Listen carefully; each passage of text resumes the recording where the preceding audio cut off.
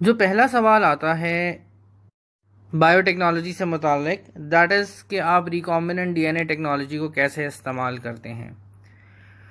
तो ये जो रिकॉम्बिनेंट डीएनए टेक्नोलॉजी है, इसके 4 स्टेप्स होते हैं।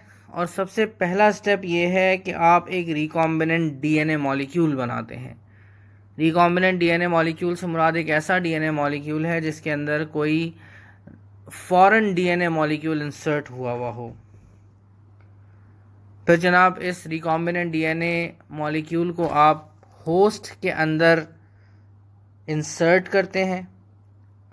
फिर आप ये चाहते हैं कि ये जो रिकॉम्बिनेंट डीएनए मॉलिक्यूल होस्ट में चला गया है, उसका हिस्सा बन गया है, अब ये उसके अंदर इंडिपेंडेंटली रेप्लिकेट भी हो सके।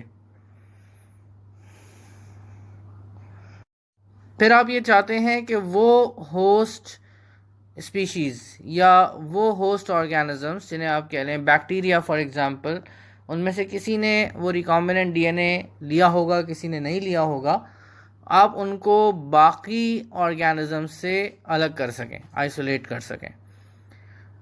तो ये कुल लुब्बे लुबाब है कि रिकॉम्बिनेंट डीएनए टेक्नोलॉजी में काम किस तरह किया जाता है।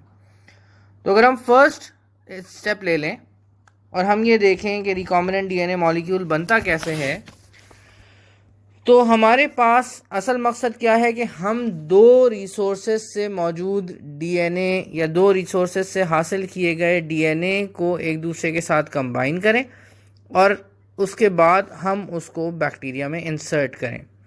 तो सबसे पहली चीज़ जो हमारे पास चाहिए होती है, दैट इज़ अ वेक्टर।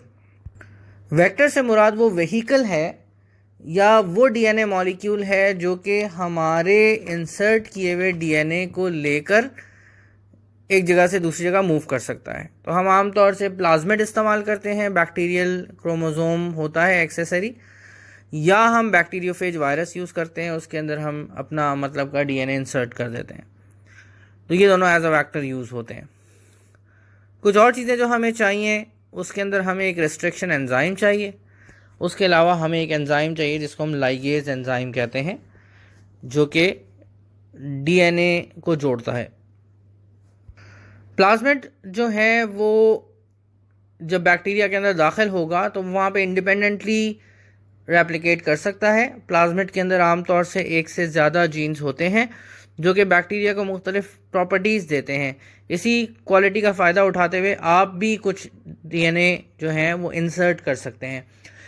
बहुत सारे प्लाज्मिड जैसे हैं जो कि अब कमर्शियली अवेलेबल हैं, आप मार्केट से ऑर्डर करके मंगा सकते हैं। उनके अंदर जो उनका मैप है, जो उनका जीनोमिक मैप है, वो भी कंपनी साथ प्रोवाइड करती है। साथ ही वो आपको ये भी बताती है कि इसके अंदर आप कौन कौन से रिस्ट्रिक्शन एंजाइम्स इस्तेमाल कर सकते हैं। हर रिस्ट्रिक्शन एंजाइम हर प्लाज्मिड के साथ यूज़ नहीं हो सकता। अगर वो उसकी बैकबोन ब्रेक कर देगा तो वो प्लाज्मिड आपके लिए बेकार हो जाएगा। अब जनाब हम आते हैं रिस्ट्रिक्शन एंजाइम की तरफ। रिस्ट्रिक्शन एंजाइम क्या करता है? रिस्ट्रिक्शन एंजाइम कुछ रिपीटेटिव पैलिंड्रोमिक सीक्वेंसेस तलाश करता है डीएनए में और वहाँ पे कट लगा देता है। अब कट इस तरह लगाता है कि जो डीएनए है उसके दोनों एंड्स के ऊपर कुछ न्यूक्लियोटाइड्स इस तरह कट हुए हुए होते हैं कि वो दोनों एक दूसरे के साथ स्टिक हो जाते हैं। नेचुरली ये रिस्ट्रिक्शन एंजाइम्स बैक्टीरिया में पाए जाते हैं। इनका काम नेचुरली क्या होता है कि ये बैक्टीरियोफेज वायरसेस अगर बैक्टीरिया में दाखिल हो जाएं, अपना डीएनए उनके अंदर इंसर्ट कर दें, तो उनके डीएनए को निकाल के बाहर फेंकने के काम आते हैं। इनको आप मॉलिक्यूलर सिजर्स भी कह सकते हैं। अब जो स्टिकी एंड्स बन चुके हैं, इन स्टिकी एंड्स के अंदर आपने अपनी प्रोडक्ट इंसर्ट करनी है। उस प्रोडक्ट को जब आपने डिज़ाइन किया है तो आपने इस तरीके से डिज़ाइन किया है, आपने आम तौर से उसको पीसीआर करके ही एक्सट्रैक्ट किया होता है कहीं से। तो जब हम प्राइमर्स डिज़ाइन कर रहे होते हैं तो हम कंपनी की इन्फॉर्मेशन लेते हुए कुछ इस तरह डिज़ाइन करते हैं कि वो जो प्रोडक्ट है उसके दोनों एंड्स बिल्कुल स्टिकी एंड्स के ऊपर जाके अटैच हो सकते हैं। ये सारा काम आप कंप्यूटर से करते हैं और उसके बाद आप कंपनी को इन्फॉर्मेशन भेजते हैं कि भाई मुझे ये प्राइमर्स चाहिए। वो आपको प्राइमर्स उसी तरीके से डिज़ाइन करके दे देती है, उससे आप पीसीआर करते हैं। पीसीआर का प्रोसेस मैं आपको अलग से समझा दूंगा।